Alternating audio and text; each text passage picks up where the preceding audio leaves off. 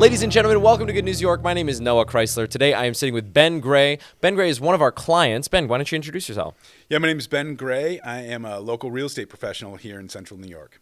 Fantastic. Yeah, Ben has been shooting some videos with us for the past few months, and he is a fantastic client, and he gets in. He always comes in kind of nervous, right? But then you crush it every single time. And so, I don't know. Ben, how has your experience been so far working with us? Well, it's funny. From the very beginning, what I loved about your company is how persistent you were. You know, Amanda that works on your team was just the most gentle nudging of, hey, are you ready? Are you ready? And that showed me a lot of professionalism. Cool. That you don't just talk to somebody and then leave it alone, that the company really cares about the clients from the very front person at the door all the way up to Matt, the owner. And I like that. I like that I'm not just, a lead that comes in and they didn't convert, and so we push them along. Yeah. It's, hey, this is a good person we want to work with. And, with the ups and downs of the process, everybody's stuck with me because we had a little start and then pulled back. And Matt and the whole team has been really good about kind of catering to what I needed and honestly what my budget was. I don't have an unlimited budget for branding and marketing. And so the team was able to craft a package that worked well for me. Yeah, well, wonderful. We appreciate that. Thank you so much for singing our praises. I appreciate that a ton. Cool. So great. So Ben, so your show is called Sold in CNY with Ben Gray. Can you tell us a little bit about that show and kind of what you do during those conversations? Yeah. Well, I think everybody's selling something, right? Whether you're an employee, you're selling your skills to your employer. For us, we sell real estate. We help people buy and sell homes. And so our website is soldincny.com and targeted to real estate professionals or people that are interested in real estate.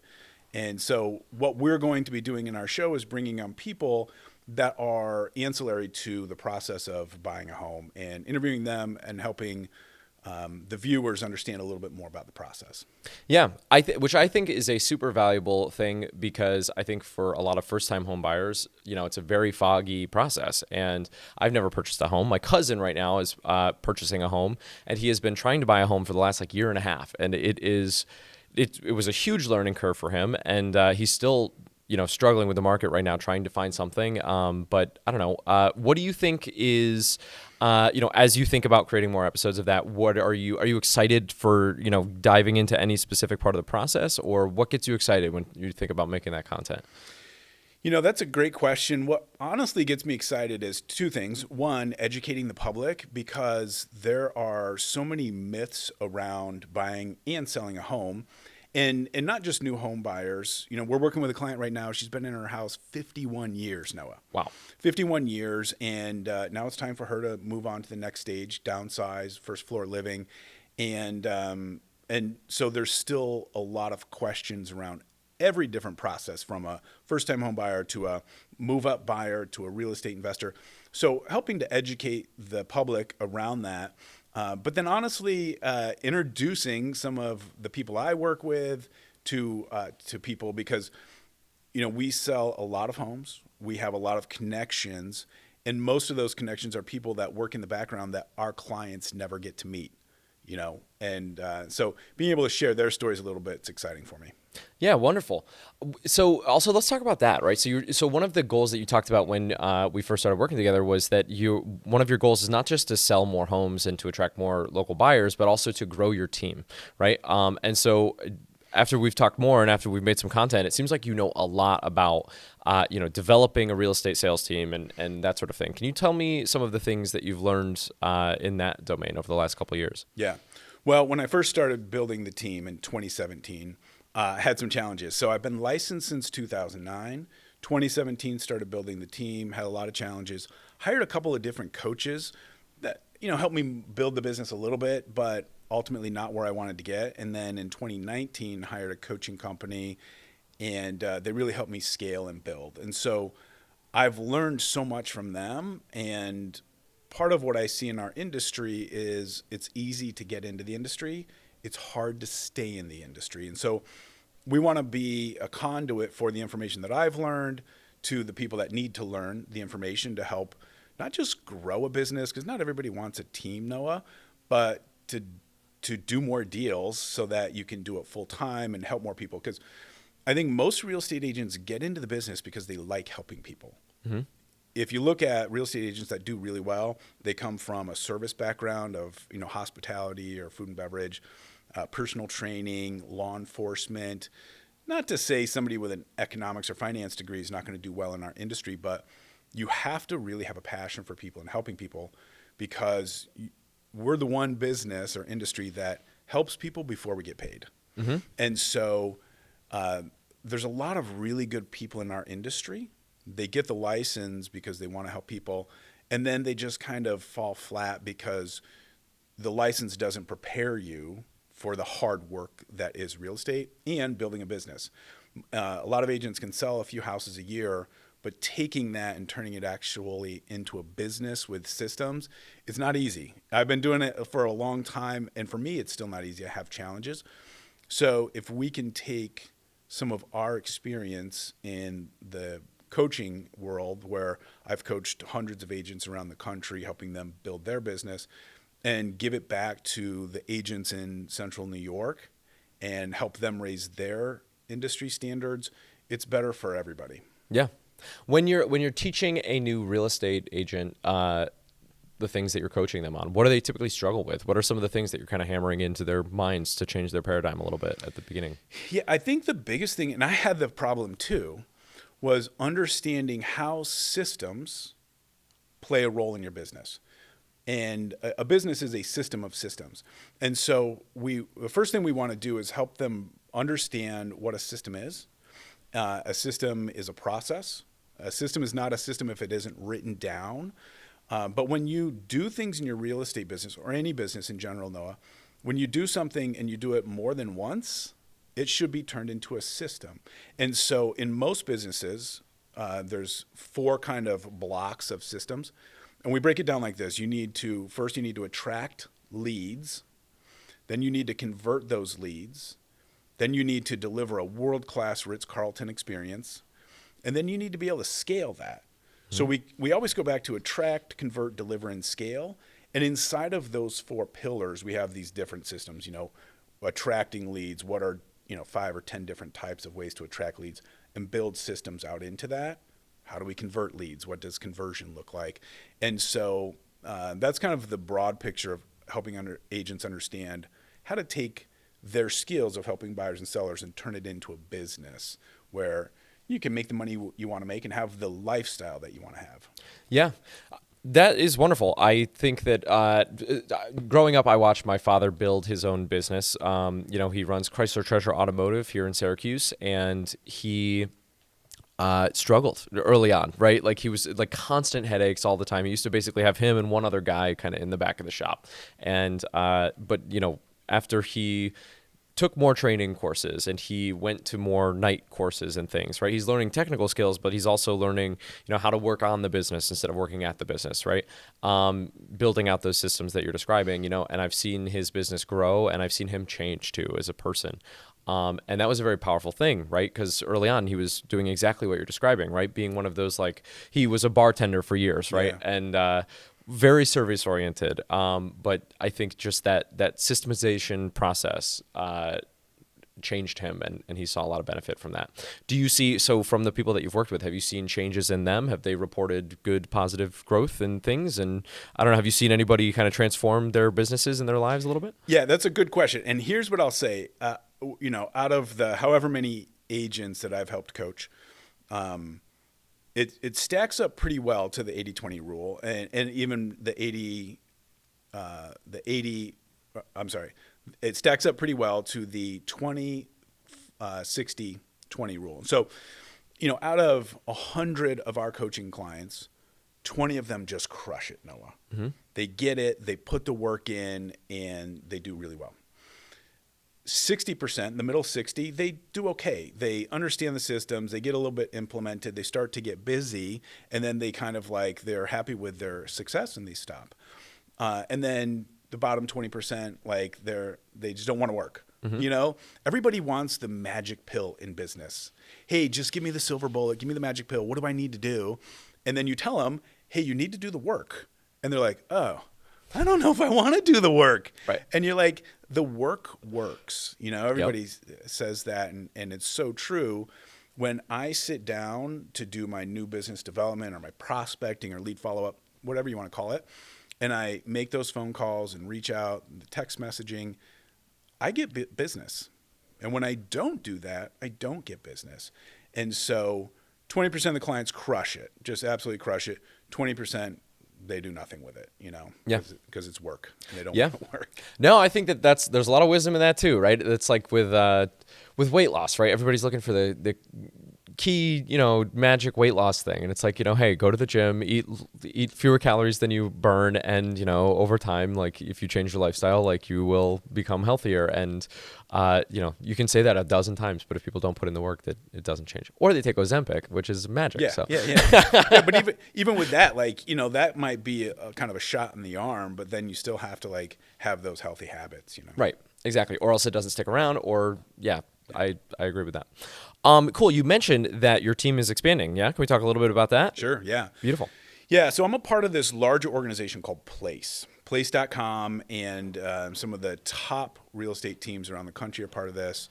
It's a fast-growing company, and we have a lot of leverage behind us. Goldman Sachs invested $100 million into the business about 5 years ago, and so our goal is to go public at some point. And so the company is putting a lot of effort into growth right now. And so part of that is we are constantly adding marketing expense within reason. We want to be profitable because that's why you run a business, is to make money. But we also want to grow. And so as we put that money into marketing systems, we also need to have the people to service the buyers and the sellers that we have. So more money's been going into marketing, more business has been coming through. Unfortunately, Noah, some of that business slips through because we're busy. Mm-hmm. And so, if there's agents out there that are not doing the business that they want to, they can reach out to us and we can get them plugged into our processes and our systems and help them grow their business. Cool. What do you look for when you are recruiting an agent to work with you guys? That's a good question. And so, we want agents that understand this is a sales job. Mm-hmm. As much as we're out helping people, it's sales. Mm-hmm. And sales means follow-up. And so you have to be able to do that follow-up. It's not about showing houses. A very small piece of the job is showing houses. It's about sales and follow-up. And so we're looking for people that have some kind of sales background or some kind of background in helping people, like we talked about earlier, and then that have the drive. Like, you got to have some grit in this business. I worked with a client for months and months, showed them, I don't know how many houses. And then in the end, they said, hey, you know what? I'm just not going to buy.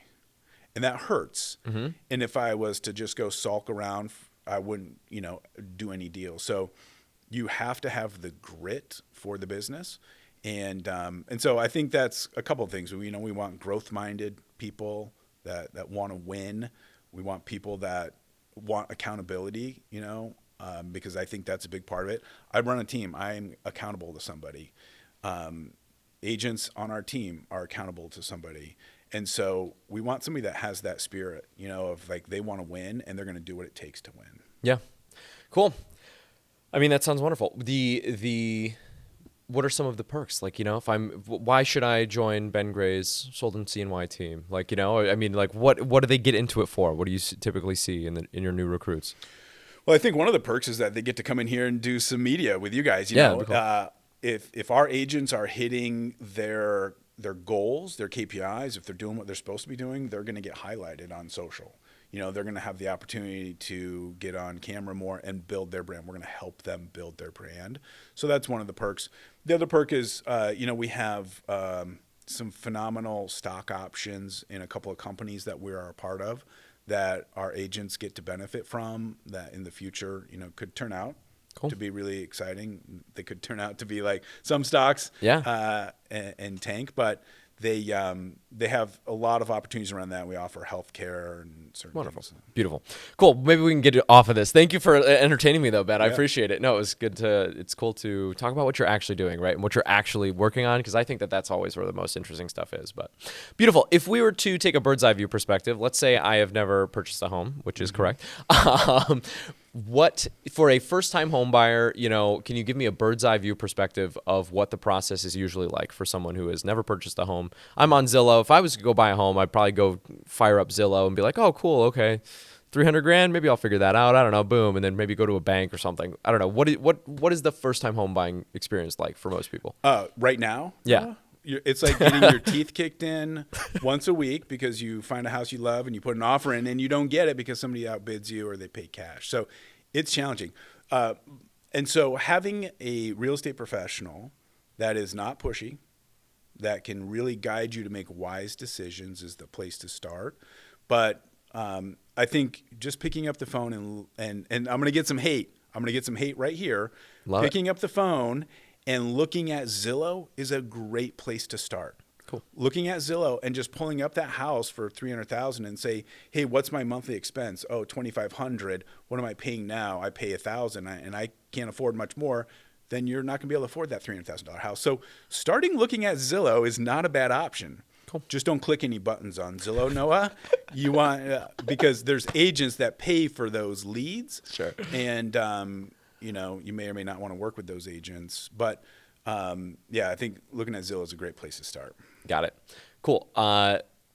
If I were to do the right thing, if I was to find a reliable, trustworthy agent, what would be some tips for me doing that? Yeah, I think it's just having conversations, interviewing agents.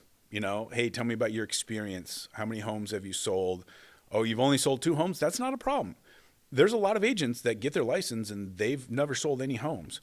Okay, do you have a mentor? Mm-hmm. Most agents that get in the industry don't have a mentor. So if they have a mentor and they haven't sold any homes, you could still work with that agent because that mentor is going to help them. And so just knowing what their support system is, I think is really important. Like on our team, we have 2 full-time assistants.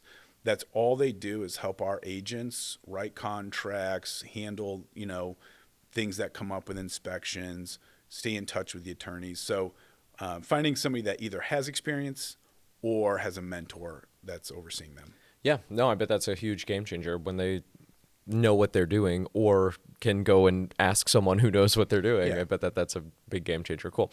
Let's say I get my agent, then what does the process look like for me after that? Let's say I find the right person, I hire Ben from Sold in CNY. What does the process look like? Yeah, we got to find out how much you can spend if you're buying a house. All right. And spend comfortably. You don't want to be house poor. We sell a lot of foreclosures, and it's an ugly thing. So you want to find a price that you're comfortable with, and to do that, you usually need to talk to a lender. Mm-hmm. And so any real estate agent can connect you with a lender. You get a pre-approval letter that says, "Hey, we know how much we can spend," and then it's going back and looking at houses. And honestly, you just have to go into houses. There's a lot of really good photographers right now. And some of them make the houses look pristine, mm-hmm. and you walk inside and they're not great. Yeah. And vice versa. Sometimes the houses don't look good online, and you walk in and they're like, "Wow, this is really nice." Mm-hmm. And so you just have to go in and look at houses, and you can't feel bad about asking your realtor to go in. That's what we want to do. We want to help you in the process. So we'll show 100 houses if we have to.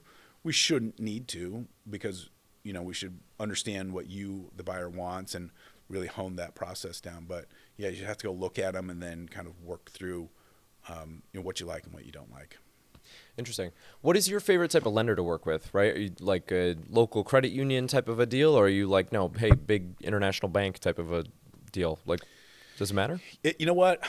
To me, my favorite type of lender is going to be twofold. One, somebody that has a heart of a teacher, that is going to answer any question you have, because the lending process can be a little cumbersome.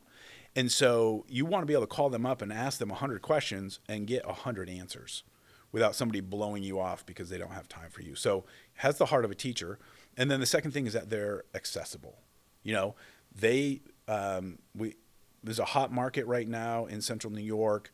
if we need to get a pre-approval changed on a Saturday or a Sunday, you want to be able to get in touch with them. And so I think those two things, whether it's, we're working with a buyer right now and they came in with a mortgage broker for a company that I typically wouldn't work with, but this guy is he's on the ball. I mean, Sweet. He's getting us everything we need.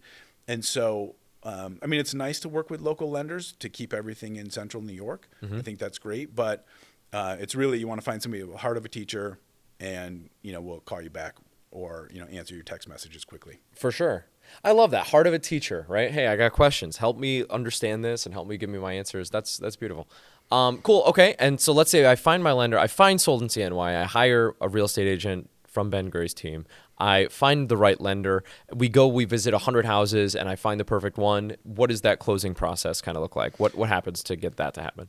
Yeah, the big part of it is you're going to have to supply a lot of documentation to your lender, pay stubs, tax returns, bank statements, things like that. And then in the background, there's work that the lender is doing with bank appraisers and attorneys. Attorneys are looking over all the legal work and stuff. The whole process, Noah, it takes about 60 days right now. Sometimes it can be a little faster. Sometimes it can be a little bit longer, depending on the situation. But the big thing is, making sure that you're getting back to the people that are requesting stuff. So if the lender needs something from you, getting it back to them. If the agent needs something from you, getting back to them. And then, not going out and buying the new car or don't go buy the furniture on a credit card before you close, because that'll jack things up. I love it. Yeah, that's great. Buy now, pay later. Come on, Ben. It's great. Yeah. Cool. Well, cool. In the process, what do you think, kind of as we wrap up here, like what do people typically struggle with the most? Like what is some of the biggest problems and things, and what is your guys' approach to help them through those problems? Yeah, I think the biggest thing is, we have this, when we start out, we go through their wants and needs assessment, and we have this huge list of everything we want. And then, unless you have an unlimited budget, you're not going to get that. Even our clients in the $1 million range, Noah, still don't always get everything that they want. And so kind of narrowing it down and taking things off of the list that you feel are a necessity. And, sometimes you can't get a pool, or sometimes you can't get 4 bedrooms. You can only get 3 bedrooms. So that's the biggest thing, is just going and saying, hey, I'm okay not getting everything I want, but getting into a house, starting to build equity, and knowing that you can sell and eventually get to that dream home is that's the biggest thing. Just understanding this is temporary. It's not forever. And you might need to give up some things. Now, when I moved here, my non-negotiable was a garage. I was not going to have a garage. Sure. And there's a lot of people that live here that don't even park in the garage. But for me, the non-negotiable was a garage. Sure. With all the snow, you gotta have a garage. Yeah. When I moved here, I was not used to. I grew up in Nebraska, and I thought I knew snow. Yeah. And my wife's family is like, "Oh no, you don't know snow." And I'm like, "I know snow. I grew up in Nebraska." And then I moved here, Noah, and I didn't know snow. Yeah. No. Yeah. Syracuse is, I think, one of the snowiest cities in the United States. Right. I think it's like we are definitely in New York. I think we're in the United States. We're definitely in the top something. I don't know. Yeah, it's brutal. Yeah, for sure. Well, cool, Ben. Thank you so much. If people want to work for you or buy a house from you, what do? What do they type in? Go to soldincny.com. There's all of our contact information's on there, and we'd love to have a conversation and see if it's a good fit. Beautiful. Guys, thank you so much for watching. My name is Noah Chrysler. This is Ben Gray. Thank you so much to Ads on the Go. GetAdsOnTheGo.com. Thank you so much, guys. Have a great day. Bye-bye. See you next time.